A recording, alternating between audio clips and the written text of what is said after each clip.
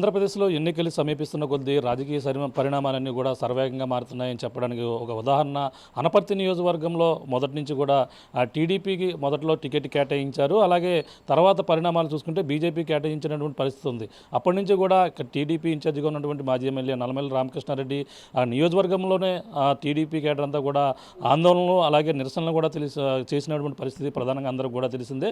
నల్లమల్లికి న్యాయం చేయాలంటూ అలాగే తన తండ్రి ఫోటోను పెట్టుకుని అలాగే ఊరంతా నియోజకవర్గం అంతా కూడా ప్రచారం కూడా చేశారు. అంతేకాకుండా తను 42 సంవత్సరాల నుంచి అయితే టీడీపీ నుంచి అయితే ఒక కంచుకోటగా అనపర్తి నియోజకవర్గాన్ని తీర్చిదిద్దామని చెప్పిన పరిస్థితి ప్రధానంగా ఉన్న నేపథ్యంలో చివరికి ఈ అనపర్తి టికెట్ బీజేపీ పోటీ చేస్తుందా లేదంటే టీడీపీ పోటీస్తుందా అని ఒక ఉత్కంఠ పరిణామాలు అయితే నియోజకవర్గంలో నెలకొన్నాయి. గత 20 రోజుల నుంచి కూడా ఈ నియోజకవర్గంలో టెన్షన్ వాతావరణం నెలకొందని చెప్పాలి. ఈ నేపథ్యంలో ఎట్టకేలకైతే ఒక టెన్షన్కి ఉత్కంఠ పరిణామాలకైతే మొత్తం ఉత్కంఠ పరిణామాలకైతే టెన్షన్ అంతా కూడా తొలగిపోయాయని మనం ప్రధానంగా చెప్పవచ్చు. ఎందుకంటే ఇప్పుడు టీడీపీ నుంచి ఇప్పుడు ఉన్నటువంటి నల్లమల్లి రామకృష్ణారెడ్డి బీజేపీని వస్తే బీజేపీ నుంచి అయితే తనకి ఇక్కడ నుంచి పోటీ చేసేందుకు ఇప్పటికే అధిష్టానం ఒక మొత్తం గ్రీన్ సిగ్నల్ ఇచ్చేందుకు కూడా మొత్తం రంగం సిద్ధం అయిందని మనం ప్రధానంగా చెప్పవచ్చు. ఒకవేళ టీడీపీ నుంచి ఇప్పుడు ఉన్నటువంటి నల్లమల్లి రామకృష్ణారెడ్డి బీజేపీలోకి జాయిన్ అయ్యి అలాగే బీజేపీ నుంచి అయితే ఇప్పుడు అనపర్తి నుంచి అయితే పోటీ చేసేందుకు ఇప్పుడు పార్టీలు అలాగే టీడీపీ కావచ్చు జనసేన ఉమ్మడి అభ్యర్థులు మొత్తం అందరూ కూడా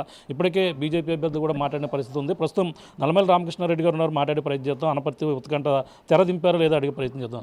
సార్ చెప్పండి, గత కొన్నాళ్ళ నుంచి కూడా అనపర్తి నియోజకవర్గంలో టెన్షన్ వాతావరణం నెలకొంది. ఇక్కడ బీజేపీకి ఇవ్వడంతో మొత్తం టీడీపీ మీ యొక్క అనుచరులు కావచ్చు టీడీపీ శ్రేణులు కావచ్చు మొత్తం ఆందోళన చేపట్టారు. ఇప్పుడు మిమ్మల్ని బీజేపీలో రమ్మన్నారు, బీజేపీ నుంచి అయితే పోటీ చేయాలని చెప్పేసి అన్నారు. ఈ పరిణామాల్లో ఏ విధంగా ఉన్నాయండి? గత 25 రోజుల నుంచి ఇక్కడ రాజకీయ పరిణామాలు జరుగుతున్నాయి. ఈ రాజకీయ పరిణామాలు మొదలైన నేపథ్యం నుంచి కూడా బీజేపీ నుంచి నాకు ఆహ్వానం అందుతూ ఉంది. బీజేపీ నుంచి కానీ ఆర్ఎస్ఎస్ నుంచి కానీ బీజేపీలోకి వచ్చి బీజేపీ అభ్యర్థిగా పోటీ చేయాలనేది ఒక ప్రధానమైన ప్రతిపాదన వాళ్ళ దగ్గర నుంచి రావడం, అనేక సందర్భాల్లో కూడా నేను తిరస్కరించడం కూడా జరిగింది. అదేవిధంగా సాక్షాత్తు మా అధినేత చంద్రబాబు నాయుడు గారు కూడా ఆ విషయాన్ని నా వద్ద ప్రస్తావించడం, నేను బీజేపీలోకి వెళ్ళడానికి విముఖత చూపించడం కూడా జరిగింది. అది జరిగిన తర్వాత పరిణామాల్లో చంద్రబాబు నాయుడు గారు మరలా ఈ సీటు టీడీపీకే కేటాయించాలని అనేక విధాలుగా ఒత్తిడి తెచ్చి దానికి మరి ఆల్టర్నేటివ్ ప్రపోజల్స్ కూడా ఇచ్చి ప్రయత్నం చేసినప్పటికీ వివిధ కారణాల వల్ల అది సఫలం కాలేదు. అటువంటి పరిస్థితుల్లో గత 2-3 రోజులుగా కూడా మా పార్టీకి సంబంధించిన నాయకులు కానీ బీజేపీకి సంబంధించిన పెద్దలు కానీ నన్ను బీజేపీలోకి రమ్మని ఆహ్వానించడం, మా పార్టీ నుంచి కూడా బీజేపీ నుంచి పోటీ చేయమని నాకు సలహాలు ఇవ్వడం, ఇదంతా జరిగినప్పటికీ కూడా నేను గత 3 రోజులుగా కూడా దాన్ని తిరస్కరించి నేను అభ్యర్థిత్వం తీసుకుంటే తెలుగుదేశం పార్టీ తరఫున అభ్యర్థిత్వం తీసుకుని పోటీలో ఉంటాను, లేని పక్షంలో రాజకీయాలను విరమించుకుంటాను అనేది కూడా చాలా స్పష్టంగా చెప్పడం జరిగింది. ఇవన్నీ పెద్దలందరూ మాట్లాడడం, ఇక్కడున్న రాజకీయ పరిణామాలు ఇవన్నిటినీ ఆలోచన చేయడం, చివరికి సాక్షాత్తు రాత్రి మా అధినేత చంద్రబాబు నాయుడు గారు నాతో ఫోన్లో మాట్లాడడం జరిగింది, సుదీర్ఘంగా చర్చించడం జరిగింది.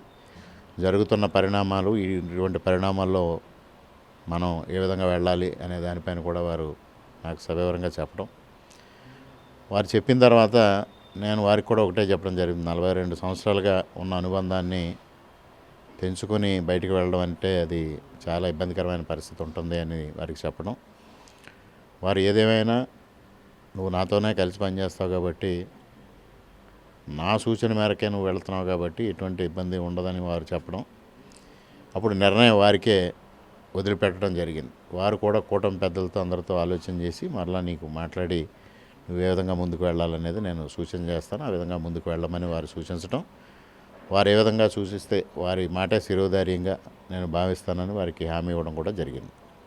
అంటే ప్రధానంగా చూసుకుంటే ఇప్పుడు ఉన్నట్టు మీరు టీడీపీ అంటే రామకృష్ణారెడ్డి టీడీపీ అని ఇక్కడ కొంచెకోటగా మీరు 42 సంవత్సరాల నుంచి కూడా ఉన్నారు. ఇప్పుడు మీరు బీజేపీలోకి వెళ్తే వీళ్ళందరూ కూడా కేడర్ ఏ విధంగా గుర్తిస్తుంది, ఏ విధంగా ప్రజలు కార్యకర్తల కోసం అందరూ కూడా ఎలా నిర్ణయం తీసుకోవాలి? ఈ ప్రశ్న 2 రోజులుగా ఇక్కడ చర్చ జరుగుతున్న నేపథ్యం, నా పైన ఒత్తిడి నేపథ్యంలో కూడా నిన్న నేను ముఖ్యమైన కార్యకర్తలతో దాదాపు 50 మందితో నేను సమావేశం కావడం జరిగింది. సమావేశం అయినప్పుడు కార్యకర్తలందరూ ఒకటే చెప్పడం జరిగింది, ఇక్కడ మీ మాటే మాకు శిరోధార్యం, మీరు ఏ విధంగా చెప్తే ఆ విధంగా నడుచుకుంటాం. మీరు చంద్రబాబు నాయుడు గారి ఆదేశాల మేరకు మీరు ఏ విధంగా ముందుకెళ్తే మీ వెంట మేమంతా నడుస్తాం. అందులో ఎటువంటి అనుమానం లేదు. ఇక్కడ వైసీపీ దాష్టికాలను కానీ, ఇక్కడ వైసీపీ దౌర్జన్యాలను కానీ, ఇక్కడ శాసనసభ్యుడు అరాచకాలను కానీ, ఇక్కడ శాసనసభ్యుడు అవినీతిని కానీ ఎండగట్టాలి అంటే, దాన్ని బయటకు తీయాలి, ఇక్కడ వైసీపీని ఓడించాలి అంటే మీరే సరైన అభ్యర్థి అని ప్రజలు కూడా భావిస్తూ ఉన్నారు. గత వారం 10 రోజులుగా 15 రోజులుగా జరుగుతున్న పరిణామాల నేపథ్యంలో కూడా మేము ప్రజల్లోకి ప్రచారానికి వెళ్ళినప్పుడు కానీ, ప్రజలను కలవడానికి వెళ్ళినప్పుడు కానీ ఏది ఏమైనా రామకృష్ణారెడ్డి అనే వ్యక్తి పోటీలో ఉండాలి. తప్పనిసరిగా రామకృష్ణారెడ్డి పోటీ లేకపోతే వైసీపీ దౌర్జన్యానికి అంతు లేకుండా పోతుంది, ప్రశ్నించే గొంతుకు పోతుంది. అందువల్ల ఏ విధంగా అయినా రామకృష్ణారెడ్డి పోటీలో ఉండాలని ప్రజలు కోరుతా ఉన్నారని కార్యకర్తలందరూ కూడా నిన్న స్పష్టం చేయడం జరిగింది. ఈ అన్ని పరిణామాలని కూడా అధినేతకు వివరించిన తర్వాత అధినేత ఏ విధమైన నిర్ణయం తీసుకుంటే దాని ప్రకారం ముందుకు వెళ్ళడం జరుగుతుంది. మీ మాటతో టీడీపీ శ్రేణులు కావచ్చు అందరూ కూడా కలిసి వచ్చే అవకాశం ఉంది. కానీ బీజేపీ శ్రేణులు వాళ్ళు కూడా కలిసి మీతో మద్దతు తెలుపుతారని చెప్పేసి రావడం జరిగిందండి. ఇది కూటమి, 3 పార్టీల కూటమి, ఎన్డీఏ కూటమిలో ఉన్న భాగస్వాములందరూ కలిసే పనిచేస్తారు. అందులో ఎటువంటి అనుమానం లేదు. ఇవాళ కూటమి లక్ష్యం ఒకటే. నిన్న చంద్రబాబు నాయుడు గారు నాకు చెప్పింది కూడా ఒకటే. జెండా ఏదైనా కూటమి ఎజెండా మాత్రం గెలవాలి, కూటమి ఎజెండా మాత్రం నిలవాలి, దానికోసమే నువ్వు ప్రయత్నం చేయన్నారు. ఇవాళ ప్రతి కార్యకర్త, కూటమిలో ఉన్న 3 పార్టీల కార్యకర్తలు కూడా ఇవాళ జగన్మోహన్ రెడ్డి రహిత ఆంధ్రప్రదేశ్ను సాధించడం కోసమే పనిచేస్తూ ఉన్నారు. ఆ పట్టుదలతోనే, ఆ కసితోనే పనిచేస్తూ ఉన్నారు. తప్పనిసరిగా అదేవిధంగా పనిచేస్తారు అన్ని పార్టీల కార్యకర్తలు కూడా. అంటే ఇప్పుడు ఎంపీగా ఇప్పుడు పురంధేశ్వరి కూడా పక్కన రాజమండ్రి ఎంపీగా పోటీల్లో బరిలో ఉన్నారు. ఆమెకు కూడా ఇప్పుడు అనపర్తి నియోజకవర్గం ఏ విధంగా సపోర్ట్ చేస్తారని జనం? ఇక్కడ మా కుటుంబం 42 సంవత్సరాలుగా రామారావు గారి కుటుంబంతో అనుబంధం. 1982లో పార్టీ స్థాపించినప్పుడు వ్యవస్థాపక సభ్యుల్లో మా తండ్రి గారు ఒకడు. అటువంటిది వాడు ఇక్కడ రామారావు గారి అమ్మాయి ఎంపీగా పోటీ చేస్తున్నారు. మూలారెడ్డి గారి అబ్బాయిగా నేను ఎమ్మెల్యేగా పోటీ చేస్తున్నా. అందువల్ల తప్పనిసరిగా రామారావు గారి అమ్మాయిని గెలిపించడం అనేది మా బాధ్యత. రామారావు గారి అమ్మాయితో కలిసి పోటీ చేయడం అనేది నా అదృష్టంగా భావిస్తున్నా. ప్రజల్లోకి మీరు ఎప్పటి నుంచి ఒకవేళ మీకు ఈ పూర్తి సమాచారం ఎప్పటి నుంచి వచ్చే అవకాశం ఉందో, ప్రజల్లోకి ఏ విధంగా వెళ్తారు? నిన్న రాత్రి మా అధినేత మాట్లాడడం జరిగింది. మరలా ఈరోజు మాట్లాడుతూ అన్నారు. వారు ఏ రోజు ఏ విధంగా సూచిస్తే ఆ విధంగా ముందుకు వెళ్ళడం జరుగుతుంది. అంటే ఈ నామినేషన్ ప్రక్రియ ఇవన్నీ కూడా చూసుకోమని చెప్పడం ఏమైనా జరిగిందండి? నామినేషన్లు 23వ తారీఖున నామినేషన్ వేయడం జరుగుతుంది. నామినేషన్ ప్రక్రియ యథావిధిగా కొనసాగుతుంది. ప్రచార కార్యక్రమం కూడా యథావిధిగా కొనసాగుతుంది. అనపర్తి నియోజకవర్గంలో ఇప్పుడు వైసీపీ నుండి సత్యసూర్యనారాయణ రెడ్డి ఉన్నారు. అతను ఏ విధంగా ఢీకొట్టారో, అభివృద్ధి మేమే చేసామని ఒక పక్కన వాళ్ళు చెప్పుకొస్తున్నారు. బీజేపీ అలాగే జనసేన, టీడీపీ ఉమ్మడి అభ్యర్థిగా మీరు నియోజకవర్గంలో ఎటువంటి అభివృద్ధి పనులు చేస్తారని ముందుకు వెళ్తున్నారు? ఇక్కడ నేను చెప్పేది ఒకటి. 2014 నుంచి 2019 వరకు నేను శాసనసభ్యుడిగా ఉండగా ఏ విధమైన అభివృద్ధి కార్యక్రమాలు చేపట్టాను. 2019 నుంచి 2024 వరకు సూర్యనారాయణ రెడ్డి గారు అభివృద్ధి ఏం చేశారనేది బహిరంగ చర్చకి రమ్మని నేను అనేక సందర్భాల్లో పిలిచాను ఆయన్ని. ఇక్కడ అభివృద్ధి అనేది లేదు.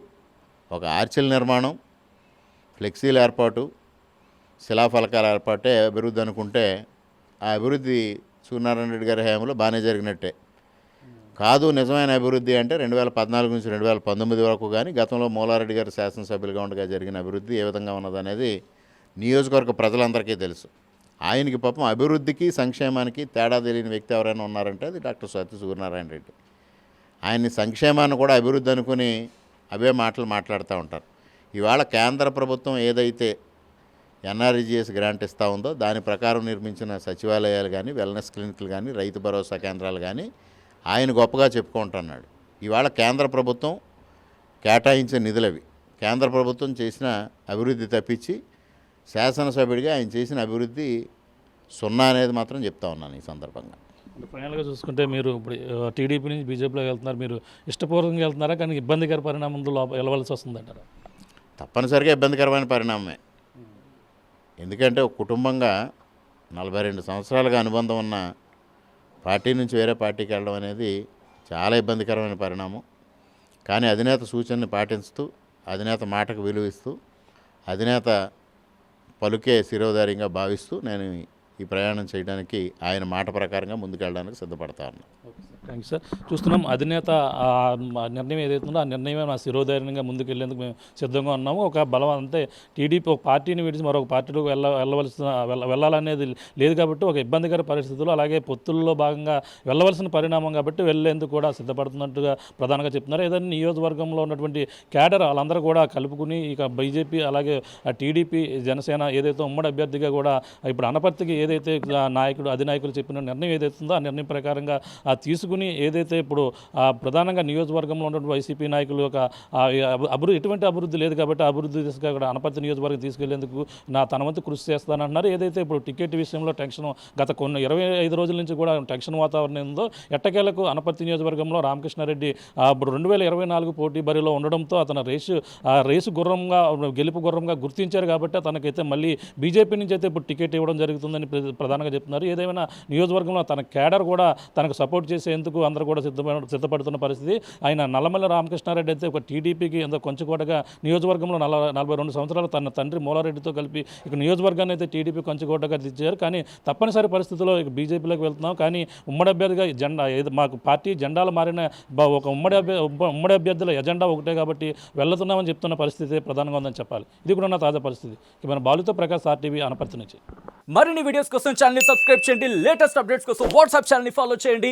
అండ్ లింక్ డిస్క్రిప్షన్ లో ఉంది.